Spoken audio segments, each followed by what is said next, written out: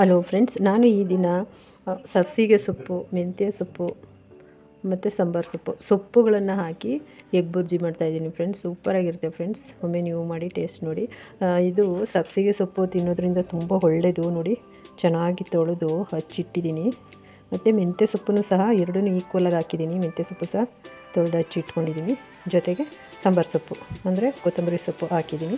3 ಸೊಪ್ಪುಗಳನ್ನು ಸಹ ಹಚ್ಚಿಟ್ಕೊಂಡಿದ್ದೀನಿ. ಮತ್ತು ಹಸಿರು ಮೆಣಸಿನ್ಕಾಯಿ, ಈರುಳ್ಳಿ, ಗರಂ ಮಸಾಲ ಪುಡಿ, ಜೀರಿಗೆ ಪುಡಿ, ಅರಿಶಿನ ಪುಡಿ, ಅಚ್ಕಾರದ ಪುಡಿ, ಉಪ್ಪು ಮತ್ತು ಮೊಟ್ಟೆ ಮತ್ತು ಎಣ್ಣೆ ಸೇರಿಸ್ತೀನಿ. ಇವಾಗ ತೋರಿಸ್ತೀನಿ. ಇವಿಷ್ಟನ್ನು ಇದ್ದರೆ ಸಾಕು, ಸೊಪ್ಪಿನ ಎಗ್ ಬುರ್ಜಿ ಮಾಡ್ಬೋದು. ತುಂಬ ಒಳ್ಳೆಯದು, ಹೆಲ್ತಿ ಕೂಡ.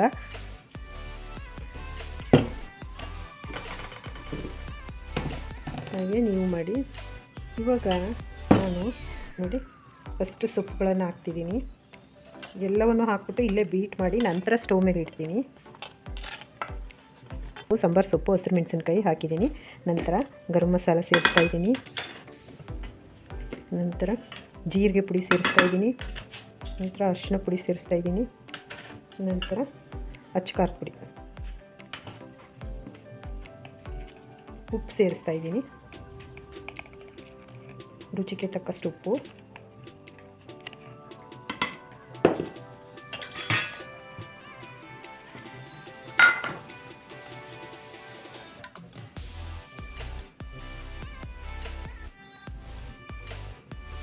ಇದಕ್ಕೆ 1.5 ಸ್ಪೂನು ಎಣ್ಣೆ ಸೇರಿಸಿದ್ದೀನಿ. ಚೆನ್ನಾಗಿ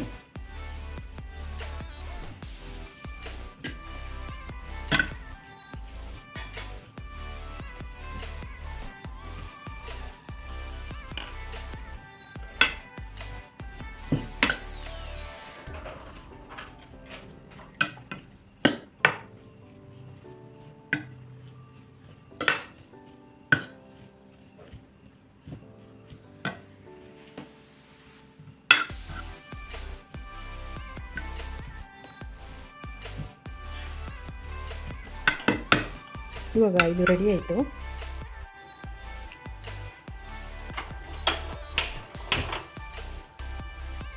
ಇವಾಗ ನಾನು ಇದನ್ನು ಸ್ಟವ್ ಮೇಲೆ ಇಟ್ಟಿದ್ದೀನಿ.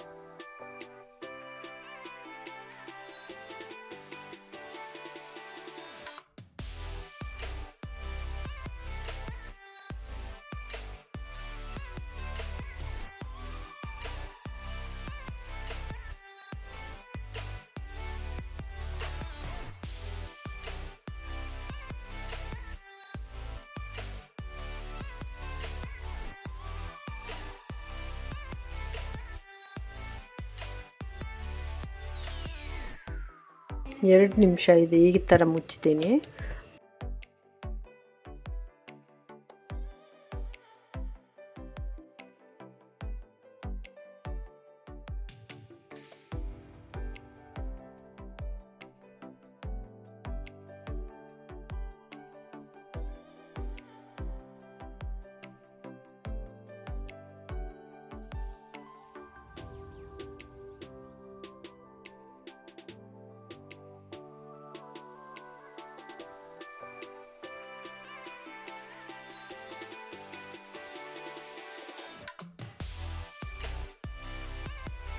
ಎಗ್ ಬುರ್ಜಿ ರೆಡಿ ಆಯಿತು.